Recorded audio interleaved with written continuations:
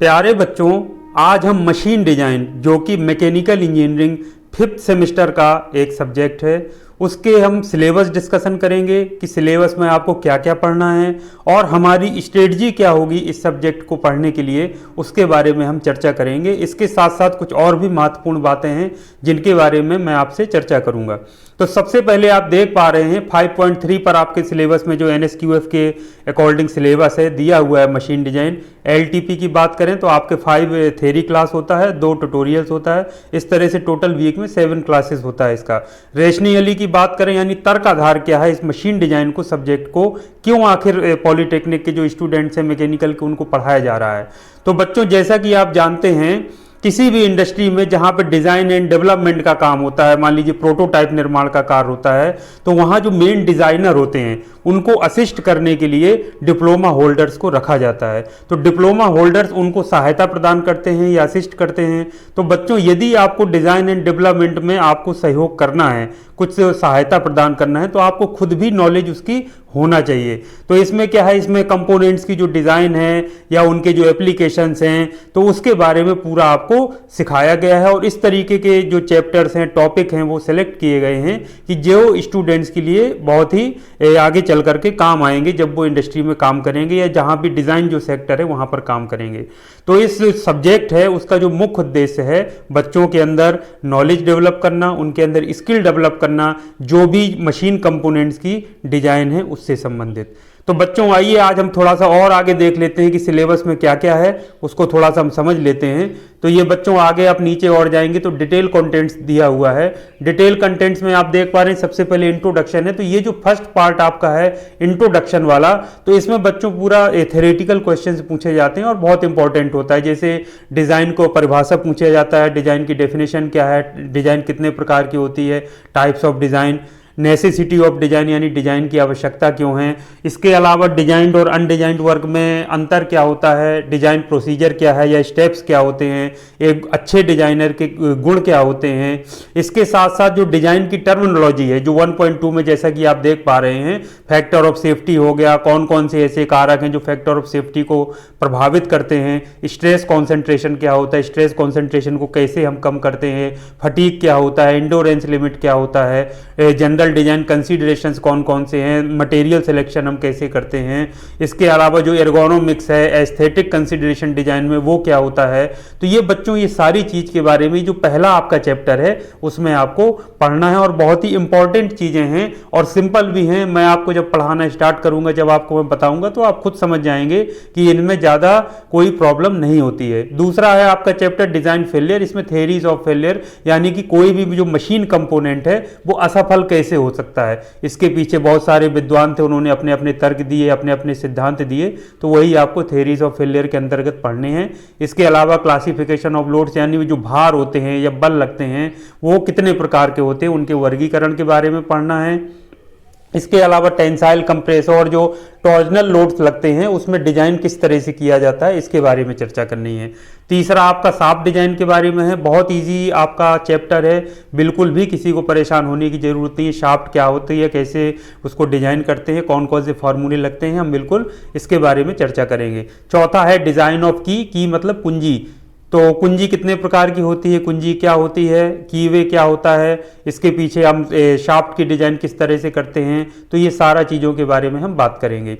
पांचवा design of joints. तो जैसा कि आप जानते हैं जॉइंट्स यानी जोड़ों की डिजाइन के बारे में, तो इसमें बच्चों आप जानते हैं कि जोड़ 2 प्रकार के होते हैं, टेम्परेरी जॉइंट और परमानेंट जॉइंट। तो टेम्परेरी जॉइंट में जो आपको डिजाइन के बारे में बात करना है वो नकल जॉइंट और क्वार्टर जॉइंट की करना है। परमानेंट यानी जो स्थायी जोड़ होते हैं उसमें आपको वेल्डेड जोड़ और जो आपका रिवेट जोड़ होते हैं उनके बारे में आपको चर्चा करना है। तो ये दोनों आपके सिलेबस में जैसा कि आप देख पा रहे हैं 5.2.3 में रिवेटेड जॉइंट भी दिया हुआ है। तो इसमें बच्चों 4 प्रकार के फिर जोड़ हो गए, 2 आपके टेम्परेरी जोड़ और दूसरे 2 आपके हो गए परमानेंट जॉइंट। टेम्परेरी में बच्चों कौन कौन से हो गए, टेम्परेरी में नकल जोड़ और क्वार्टर जोड़, और जो परमानेंट जॉइंट है उनमें कौन कौन से हो गए, वेल्डिंग जॉइंट और आपका रिवेटेड जॉइंट। तो ये 2 आपके हो गए। छठा जो चैप्टर है वो फ्लैंज कपलिंग का है। तो जब आप की पढ़ लेंगे उसके बाद आपको कपलिंग पढ़ाया जाएगा। कपलिंग आप आसानी से समझ सकते हैं, तो कपलिंग की में जो फ्लैंज कपलिंग है उसकी डिजाइन के बारे में आपको पढ़ना है। उसके बाद 7वां चैप्टर है आपका डिजाइन ऑफ स्क्रू जॉइंट, यानी स्क्रू जो जोड़ होते हैं जिनसे हम जोड़ बनाते हैं स्क्रू के द्वारा, या जो आपको थ्रेडेड जॉइंट्स आप उनको कह सकते हैं, उसमें इसके बारे जो सिलेबस में है आपके दिया हुआ है 7वें चैप्टर में, जैसा कि आप अभी स्क्रीन पर देख भी पा रहे हैं। तो उसकी पूरी टर्मिनोलॉजी क्या है, डिजाइन कैसे करते हैं, क्या क्या उसमें इंपॉर्टेंट फैक्टर्स होते हैं, पावर स्क्रू की डिजाइन कैसे किया जाता है, उसमें स्क्रू क्लैंप आता है, स्क्रू जैक आता है, प्रेस आता है, तो ये सारा बच्चों आपको पढ़ना है। तो इस प्रकार आपने देखा कि टोटल जो पूरा सिलेबस है आपका 7 चैप्टर में डिवाइड किया गया है, और इसमें काफ़ी मात्रा में न्यूमेरिकल्स भी पूछे जाते हैं। और जो सबसे जो महत्वपूर्ण बात जो डिजाइन के बारे में है वो बच्चों आप भी जानते हैं कि जैसे आप नोटिस करिए कि यदि मैकेनिकल का कोई 5th सेमेस्टर का स्टूडेंट है, उसको अन्य सब्जेक्ट जैसे प्रोडक्शन टेक्नोलॉजी की बात करें या IMED की बात करें तो वो उन सब्जेक्ट्स को इतना गंभीरता से नहीं लेते, जबकि वो सब्जेक्ट भी इंपॉर्टेंट है। मशीन डिजाइन को कहीं ना कहीं उनको कठिनाई महसूस होती है, उनको लगता है कि ये सब्जेक्ट तो कठिन है, जबकि बच्चों मैं आपसे बता दूं कि ये बहुत ही इजी सब्जेक्ट है, सिंपल है, और इसमें बहुत ही स्कोरिंग सब्जेक्ट है। इसमें आपको बहुत मार्क्स आप 50 में से आप 40 से ज़्यादा ऊपर मार्क्स आप ला सकते हैं, अपना स्कोर कर सकते हैं।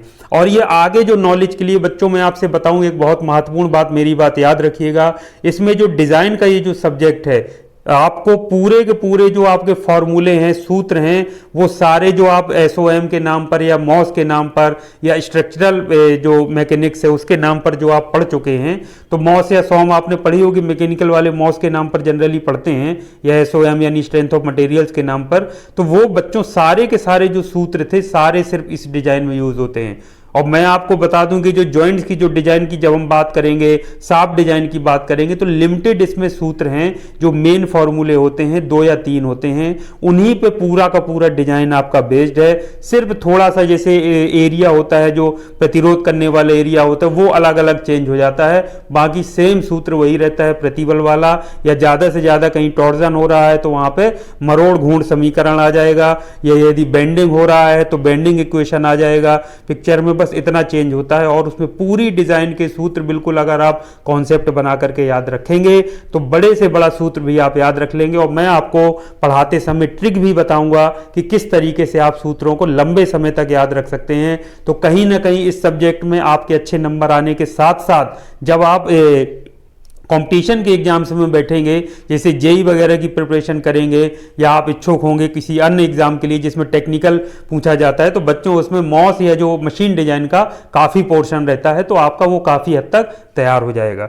तो बच्चों आज के लिए इतना काफ़ी है, हमने अपनी स्ट्रेटजी बिल्कुल डिसाइड कर ली है। स्ट्रेटजी हमारी क्या रहेगी, बिल्कुल हम कॉन्सेप्ट जो बेस्ड है वो हम अपनी स्टडी करेंगे, जो मेन टॉपिक्स जो परीक्षाओं में पूछे ही जाते हैं हमेशा उनके बारे में हम बात करेंगे, सिंपल तरीके से बात करेंगे, जो बात कठिन लगेगी उसको हम ट्रिक के द्वारा याद रखेंगे, और बड़े से बड़ा सूत्र भी हम आसानी से याद कर ले जाएंगे।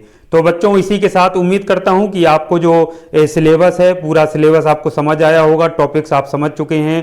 जो पेपर का फॉर्मेट होता है वो मैं पहले डिस्कस कर चुका हूं, आप लोग उसको देख चुके हैं।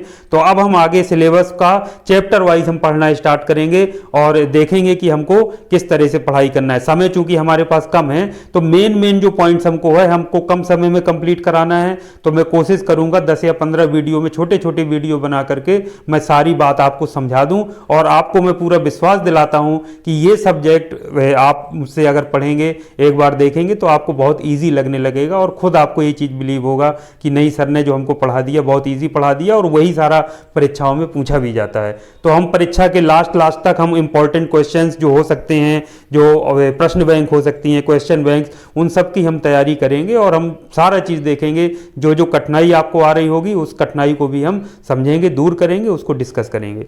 तो बच्चों आज के लिए इतना काफी है। उम्मीद करता हूं कि आज का ये जो सिलेबस डिस्कसन किया है, जो हमने स्ट्रेटजी हमने बनाई है मशीन डिजाइन को पढ़ने के लिए, आपको समझ आई होगी। तो बच्चों थैंक यू वेरी मच।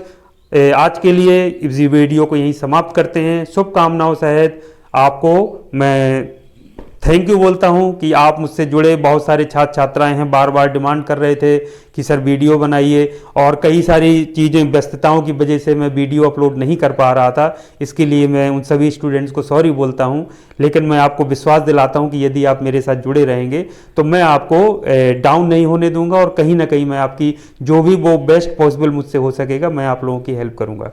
तो थैंक यू वेरी मच, आपका दिन शुभ हो।